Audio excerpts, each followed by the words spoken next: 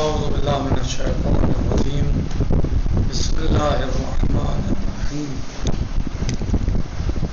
الحمد لله رب العالمين الصلاة والسلام على أشرف الخلق محمد وآله الطيبين الطاهرين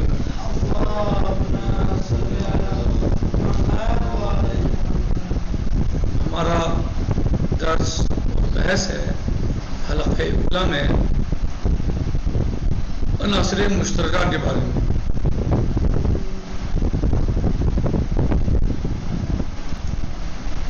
تو ہمارا ہم نے بعض کو میں سے بیان کیا جیسے صیغہ امر ہے، صیغہ نہیں ہے اور اطلاق ہے.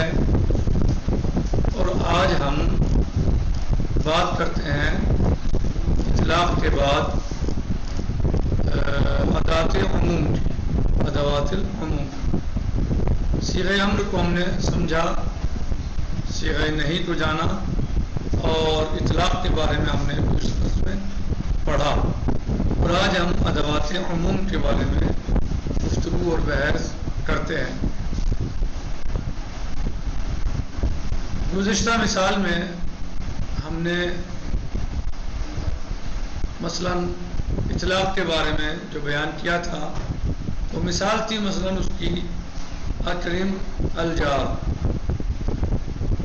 یہ کیا ہے؟ اطلاق ہے، یعنی مولا یا عامر مقام بیان میں ہے، اگر چاہے یا چاہتا تو قید لگا دیتا کسی شے کی، لیکن عامر کا یا مولا کا یہاں پر قید نہ لگانا اس بات کی دلیل ہے کہ مولا تمام پڑوسیوں کا احترام چاہتا ہے، عامر تمام پڑوسیوں کا احترام چاہتا ہے، چاہے وہ پڑوسی کوئی بھی ہو، عالم ہو غیر عالم ہو، شاعر ہو غیر شاعر ہو، مسلم ہو غیر مسلم ہو، کوئی بھی پڑوسی ہو، سب کا احترام عامر چاہتا ہے.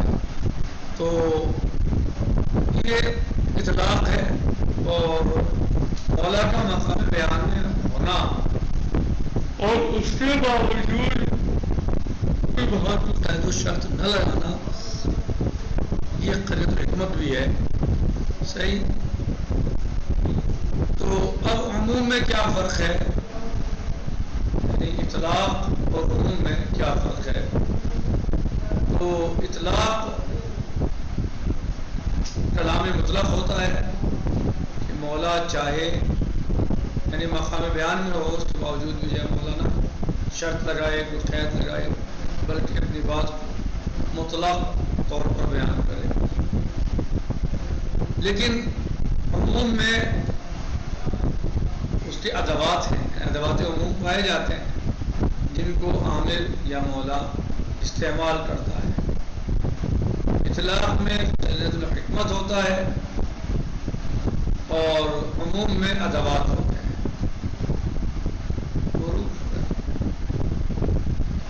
جیسے بات مثلا مولا نے کہا کہ احترم الجار، تمام پڑوسیوں کا احترام کرو. اس سے یہ سمجھ میں آیا کہ چاہے پڑوسی عالم ہو غیر عالم ہو، شاعر ہو غیر شاعر ہو، مسلم ہو غیر مسلم، سب کا احترام. لیکن یہاں پہ ایسا لفظ نہیں ہے کہ جس میں کہا گیا ہو سب کا احترام، مطلق کہا گیا. کیسے سمجھیں ہم اس کو؟ قدرت الحکمت سے. لیکن اگر عموم لانا ہے تو پھر اس کے لیے ادوات ہیں، حروف ہیں. مثلا طریقہ ہے اس کا، مثلا اکرم کل جار، مثلا اکرم کل جار، تمام پڑوس، ہر پڑوسی کا احترام کرو. تب آپ اسے مطلق نہیں کہیں گے، کیا کہیں گے؟ اسے عام کہیں گے، عام کہیں گے اسے. کیونکہ مطلق ہوتا تو وہاں پہ لفظ کی ضرورت نہیں تھی. لیکن یہاں لفظ آیا کہ جس سے سمجھ میں آ رہا ہے کہ یہ مولا یہ عامر سب کا احترام چاہتا ہے، تو لفظ کلہ ہے۔ اکرم جمیع الطلاب، تمام طلباء کا احترام کرو، تو یہاں لفظ ہے جسے جمی کہتے ہیں، جمی صادق آتا ہے سب پر، تو لہذا اس کو مطلق نہیں کہیں گے بلکہ کیا کہیں گے، اسے کہا جائے گا عموم۔ کیا؟ عموم، کیونکہ یہاں کلمہ عام اس میں موجود ہے، یعنی وہ ہے جمی یا مثلا کل یا عامہ یا کافہ۔ تو اگر اس طرح کے لفظ موجود ہیں کلام میں تو انہیں عموم کہا جاتا ہے، اور اگر بغیر اس طرح کے الفاظ کے کلام ہے اور مطلق کلام ہے تو اسے مطلق کہا جاتا ہے، اطلاق کہا جاتا ہے۔ سمجھا کیسے جاتا ہے وہ اطلاق؟ قریب الحکمت سے آسن، اور عموم کیسے سمجھا جاتا ہے؟ الفاظ سے، ادبات سے۔ صحیح، اطلاق قریب الحکمت سے سمجھا جاتا ہے اور عموم ادوات سے سمجھا جاتا ہے۔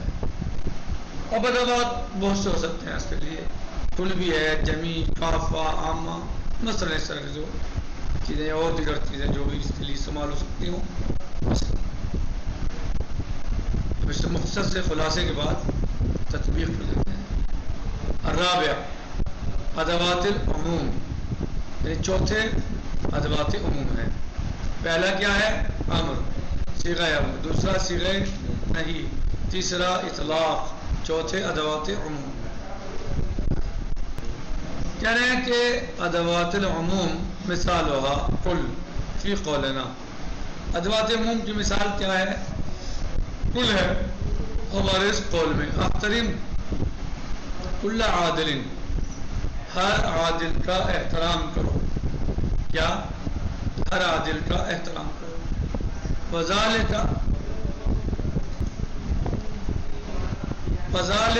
ان العامر ہنا یرید، اور یہ اس لیے کہ اگر جب عامر جو ہے وہ چاہتا ہے ان یدلل علی شمول حکمہ، کہ وہ بتائے اپنے حکم کے شمول کو، وہ عموم اس کے عموم کو، شمول اور عموم یعنی سب کو شامل ہو، عموم جو سب کے لیے یعنی استعمال ہو، بنا لیا ہو، پا لیا ہو۔ قد یکتفی بالاطلاق، کبھی اکتفا کیا جاتا ہے اطلاق پر، ذکر الکلمہ یا ذکر الکلمہ بدون قید، اور کلمہ مثلا ذکر کرے بغیر قید کے۔ عامر کبھی اکتفا کرتا ہے اطلاق پر، اطلاق پر اکتفا کیسے ہوگا؟ کلمے کو ذکر کرے بغیر کسی قید کے، کما شرعنا آنے پر، جیسے ہم نے ابھی ذکر کیا ہے، شرع کیا ہے گزشتہ درس میں۔ کہاں؟ کون سی بحث میں؟ اطلاق کی بحث میں۔ فیقول اکرم الجار، کیا کہے عامل یا مولا؟ اکرم الجار، پڑوسیوں کا احترام کرو، یعنی پڑوسی سب پڑوسی مطلق ہے۔ وقد یرید مزیدا من التاکید، اور کبھی جو ہے وہ تاکید چاہتا ہے زیادہ، علی العموم، عموم پر، والشمول، اور شمول پر، ویاتی بادات خاصہ، تو وہ کیا کرتا ہے؟ خاص کلمات اور حروف کے ساتھ آتا ہے، ادات کے ساتھ آتا ہے، خاص ادات کے ساتھ آتا ہے، للدلالت علی ذلک، تاکہ وہ شمول اور عموم پر دلالت کر سکے۔ شمول اور عموم یعنی سب کو شامل ہو، شمول یعنی سب کو شامل ہو۔ فیقول فی المثال المتقدم، مثلا وہ کہے پہلے والی جو مثال گزری ہے، مثلا کیا تھی؟ اکرم الجار، مثلا یہی کہے اکرم کل جار، تمام پڑوسیوں کا احترام کرو۔ تو ان دونوں میں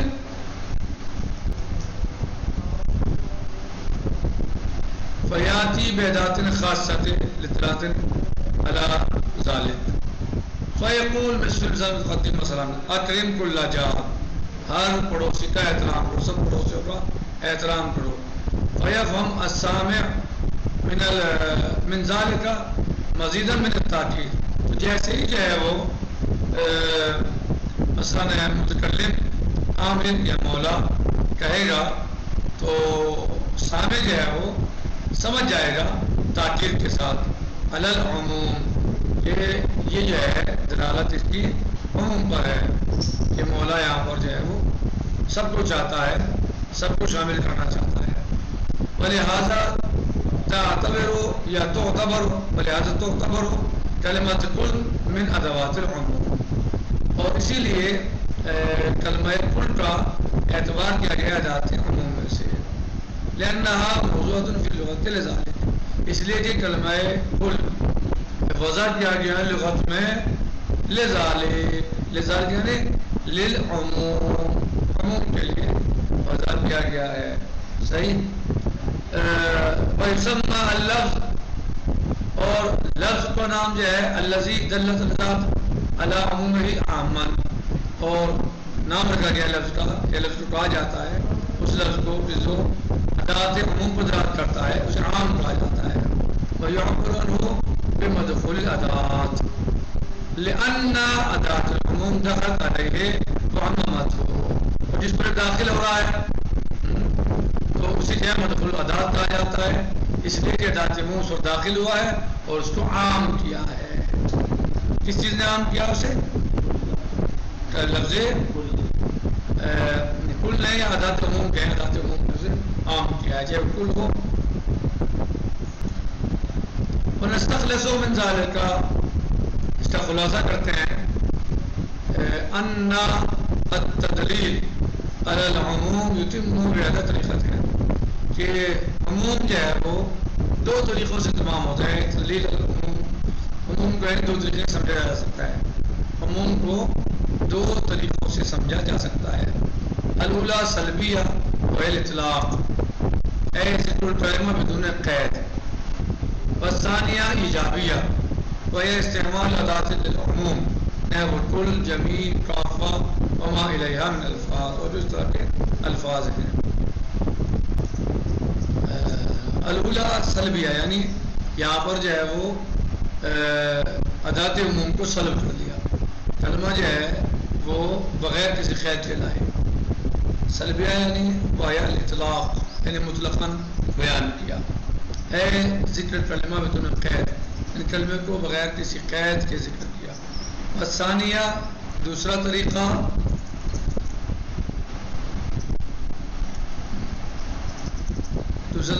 ایجابیہ ہے، یعنی وہاں پر ادوات عموم کو استعمال کیا۔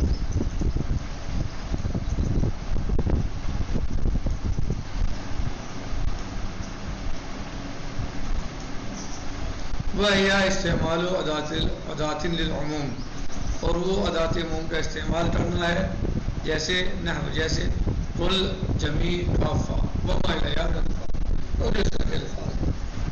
وقد اختلف الاصولیون فی صیغۃ الجمع المعرف باللام، اور اصولیون نے اختلاف کیا ہے جمع معرف باللام کے صیغہ کے بارے میں، کہ وہ صیغہ جو جمع بنایا جائے معرف باللام کے ذریعے سے، صیغۃ الجمع المعرف باللام، جسے معرفہ بنایا جائے باللام کے ذریعے سے، من قبل الفقہاء، فقہاء کے ذریعے جیسے من قبل الفقہاء، من قبیل الفقہاء اور العقود، جیسے الفقہاء اور العقود، کیا جس کو معرف بنایا جائے لام کے ذریعے سے، جیسے الفقہاء اور العقود، صحیح، اس معرف بنایا گیا الف لام کے ذریعے سے، الفقہاء کو بھی اور العقود کو بھی۔ فقال بعضهم، بعض نے کہا کہ نصیحت صیغہ نفسها من ذوات العموم ہے، بعض کہتے ہیں کہ صیغہ بذات خود عموم میں سے، ادوات عموم میں سے ہے، مثل کلمۃ کل، فأی جمیع من قبیل فقہاء، فأی جمع من قبیل فقہاء، اذا اراد المتکلم اثبات الحکم لجمیع افرادہ، جب ارادہ کرے متکلم کہ کسی حکم کو ثابت کرے اس کے تمام کے تمام افراد کے لیے، والتدلیل علی عمومہ، اور وہ مثلاً اس کے عموم کو بیان کرے، بطریقۃ ایجابیہ، ایجابی طریقے سے، ادخل علیہ اللہ، تو اس پر لام داخل کر دیتا ہے، کیا کرتے ہیں؟ لام داخل کر دیتے ہیں، ویجعلہ جمعا معرف باللام، اور اس کو قرار دیا گیا ہے کیا؟ جمع معرف باللام۔ ویقول، اور کہتا ہے احترم الفقہاء او اوفو بالعقود، کہ الف لام جو ذریعے معرف بنایا گیا ہے، جبکہ خود پہلے سے ہی کیا ہے، پہلے سے جمع ہے، اب ان کو الف لام لا کے معرف بنایا گیا.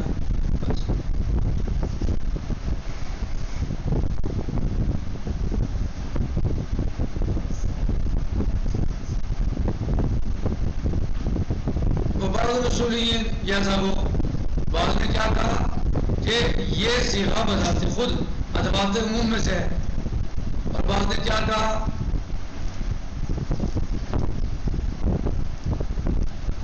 بعض نے کہنا یہ ہے اصولیین کا یا تھا وہ اعلان صیغۃ الجمع المعرف باللام لیست من ادوات العموم، کہ صیغہ جمع معرف باللام ادوات عموم میں سے نہیں ہے. اور نحن انما نفهم الشمول فی الحکم انما نسمع المتکلم، اور جب ہم اسے صرف تھوڑی سمجھتے ہیں شمول حکم میں انما نسمع من نسمع المتکلم، جس وقت ہم متکلم سے سنیں، یعنی صیغہ جمع معرف باللام جو ہے وہ ادوات عموم میں سے نہیں ہے، بلکہ ہم اسے اس وقت شمول میں سمجھتے ہیں جب ہم متکلم سے سنیں. احترم الفقہاء مثلا بسبب الاطلاق وتجرد الکلمہ عن القیود، ہم اسے سمجھتے ہیں کس چیز سے، اطلاق کے ذریعے سمجھتے ہیں. اطلاق کے ذریعے نہیں، جب کلمہ خالی ہو قیود سے، الفقہاء کا تو ہم اسے عام سمجھیں گے. اس وجہ سے سمجھیں گے شاہد صاحب،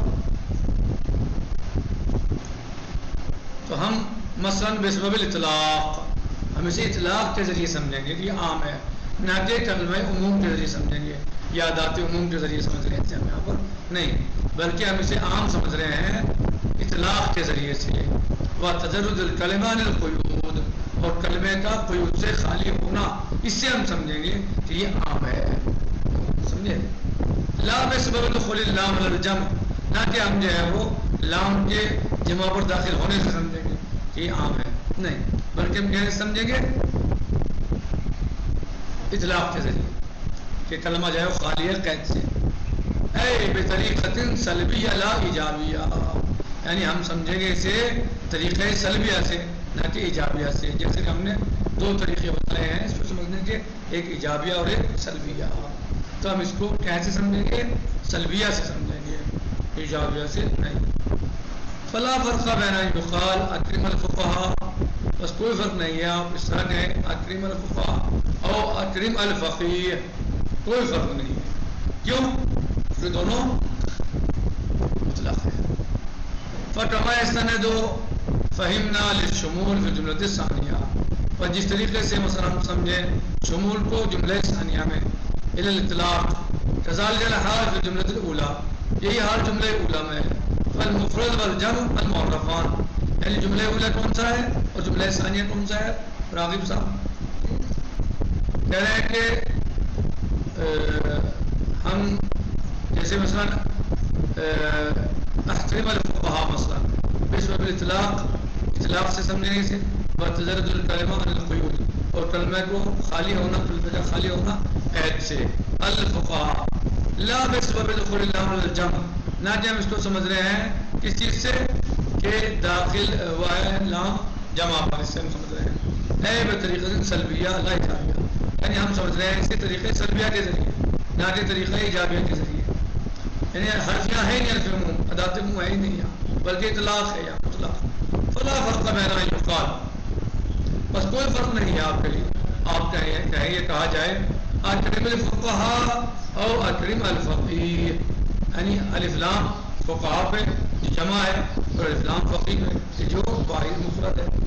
فکما یستند فہمنا، اور جیسے ہماری فہم جو ہے وہ تکیہ کیے ہوئے ہے شمول کے لیے، شمول کے لیے پھر جملہ ثانیہ الی الاطلاق مثلا ظاہر الحال فی الجملۃ الاولی، فالمفرد والجمع المعرفان يدلان على الشمول الا بطریقۃ سلبیہ، بس چاہے جملہ مفرد ہو یا جمع معرف ہو، صحیح ہے، یہ دونوں دلالت نہیں کرتے شمول پر مگر بطریقۃ سلبیہ، یعنی اطلاق کے ذریعے دلالت کرتے ہیں، عموم کے ذریعے نہیں کرتے. کس ذریعے؟ ادوات کے ذریعے نہیں کر رہے ہیں، ہمارے ادوات کی وجہ سے نہیں کر رہے ہیں بلکہ اطلاق کے ذریعے.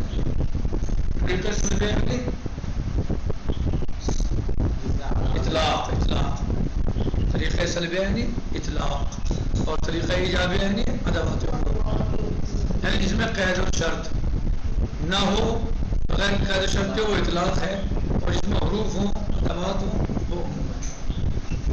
تو اطلاق میں ادوات کو سلب کیا گیا ہے، صحیح۔ خلاصہ الدرس و نتیجۃ القول، آج کا ہمارے درس کا خلاصہ یہی ہے کہ ایک عام ہے اور ایک اطلاق ہے، ایک عام ہے اور ایک اطلاق ہے۔ علیکم السلام۔ اطلاق ہم سمجھتے ہیں بغیر، یعنی اس میں قید اور شرط نہیں ہوتی، اس میں قید نہیں ہوتی۔ اطلاق کو سمجھا جاتا ہے قید الحکمت سے، اس میں کوئی کلام میں کوئی قید نہیں ہوتی۔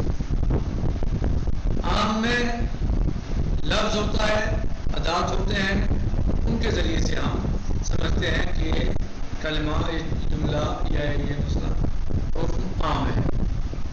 اطلاق کی مثال جیسے اکرم الجار، تو یہاں پر الجار استعمال ہوا، اکرم الجار، پڑوسیوں کا احترام کرو، تمام پڑوس کا احترام کرو۔ یہاں پر ہم کیسے سمجھے اس کو؟ قید الحکمت سے، یہ عام ہے، یعنی مطلق ہے، یعنی سب کو شامل ہے۔ کیسے سمجھے؟ قید الحکمت سے۔ اگر عزیز قید الحکمت کیا ہے کہ مولا مقام بیان میں تھا، بیان کر سکتا تھا، مگر پھر بھی اس نے بیان نہیں کی کسی قید و شرط کو، بلکہ کلام مطلق استعمال کیا۔ تو اس کا مطلب یہ ہے کہ یہ مطلق ہے، سب کو شامل ہے، کوئی قید نہیں ہے۔ عموم کیا ہے؟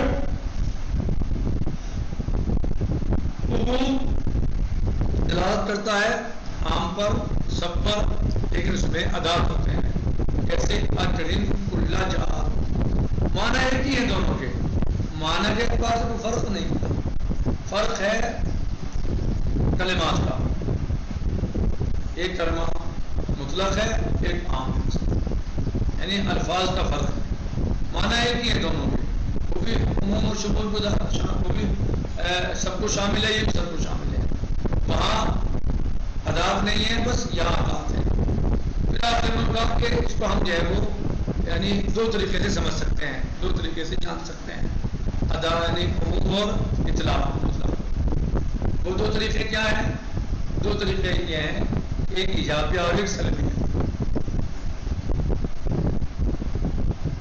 اطلاق کو ہم، مطلق کو ہم طریقہ سلبیہ سے سمجھتے ہیں۔ سلبیہ سے کیوں سمجھتے ہیں؟ کہ اس میں ادات عموم کو یا ادات کو سلب یا قید کو سلب کر دینا، قید اس میں سلب ہوتی ہے، نہیں ہوتی قید اس میں۔ اور عموم کو ادوات سے سمجھتے ہیں، یعنی ایجابیہ سے۔ ایجابیہ یعنی اس میں ادوات استعمال کیے جاتے ہیں، لہذا اس کو ہم ایجابیہ کے ذریعے سمجھتے ہیں۔ اب رہا مسئلہ ادات، مثلا صیغہ جمع المعرف باللام کا، یہ ادات عموم میں سے نہیں ہے، تو بعض فقہاء نے کہا کہ ہے اور بعض نے کہا کہ نہیں ہے۔ انہوں نے مثال دی، مثلا جو ہے وہ